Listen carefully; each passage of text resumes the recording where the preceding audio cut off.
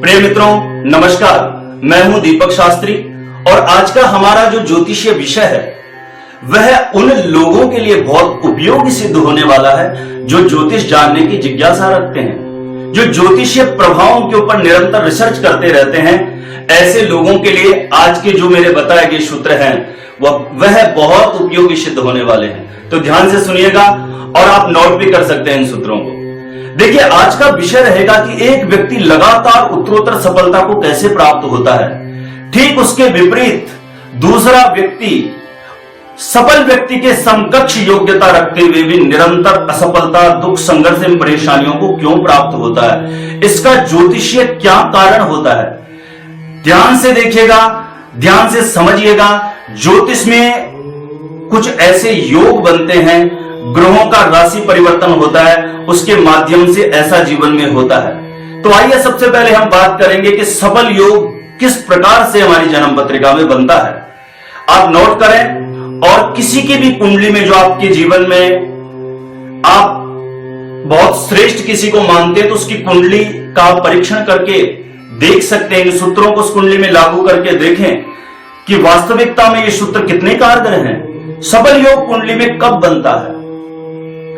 यदि जातक का लग्न भाव बलवान हो और लग्न भाव पर शुभ ग्रहों की दृष्टि हो, चंद्रमा शुभ ग्रहों के प्रभाव में हो, शुभ ग्रहों द्वारा दृष्ट हो, सूर्यदेव अंश बलाबल के साथ बलवान हो और शुभ ग्रहों के साथ दृष्ट हो, और दशमेश 1, 5, 9 इन त्रिक स्थानों में विराजमान हो और दशम भाव शुभ ग्रहों के द्वारा दृष्ट हो, तो इस सफल योग का निर्माण हो जाता है। ऐसा व्यक्ति उत्तरोत्तर सफलता के चरम को निश्चित रूप से छूता है। उसके जीवन में कितनी भी कैसी भी विघ्न बाधाएं आए उनको पार करते हुए वो सफलता के शिखर पर, सफलता के शीर्ष पर जरूर पहुंचता है। ठीक इसके विपरीत दूसरा व्यक्ति निरंतर दुख, संघर्ष एवं असफलता को क्यों प्राप्त होता है? यदि जन्म पत्रिका में अरिष्ट योग बने तो ऐसा निश्चित रूप से होता है। और अरिष्ट योग किस प्रकार से बनता है, ध्यान से सुनिएगा और आप भी देखिएगा। आपके जीवन में अगर यदि निरंतर असफलता है, परेशानियां जीवन से मिटने का नाम ही नहीं लेती, तो निश्चित रूप से मैं बता रहा हूं आपकी जन्म पत्रिका में अरिष्ट योग का निर्माण हो सकता है। अरिष्ट योग का निर्माण किस प्रकार से होता है? यदि कुंडली के 3, 6, 8, 12 भाव के स्वामी 1, 2, 5, 9, 10, 11 भाव से किसी भी प्रकार से दृष्टि संबंध, युति संबंध, राशि परिवर्तन करके संबंध, किसी भी प्रकार से संबंध बनाए तो अरिष्ट योग का निर्माण हो जाता है। ऐसा व्यक्ति निरंतर दुख, अशांति, असफलता को ही प्राप्त होता है।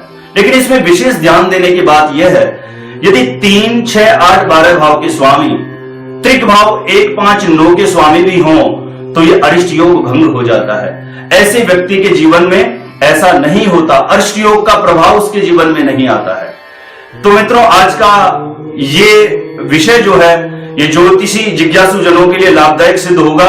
जरूर लागू करके देखिए। आपके भी जो संपर्क में परेशानियां भोग रहे हैं लोग, ऐसे लोगों की कुंडलियां आप देखें, आपको निश्चित रूप से उन कुंडलियों में अरिष्ट योग का प्रभाव देखने को मिलेगा। और आप भी यदि अपनी जन्म पत्रिका का शुद्ध साइंटिफिक ज्योतिषीय विश्लेषण चाहते हैं तो आप मुझे संपर्क कर सकते हैं। आप देश विदेश के किसी भी कोने में रहते हैं, आप अपने बारे में, अपनी संतान के बारे में, अपने जीवन के बारे में जानना चाहते हैं तो आप हमारी फीस पे करके अपना जन्म विवरण हमें भेजें और फोन कॉल के माध्यम से शुद्ध साइंटिफिक सटीक ज्योतिषीय विश्लेषण, कुंडली विश्लेषण आप हमसे करवा के लाभान्वित हो सकते हैं। आज के लिए इतना ही। नमस्कार।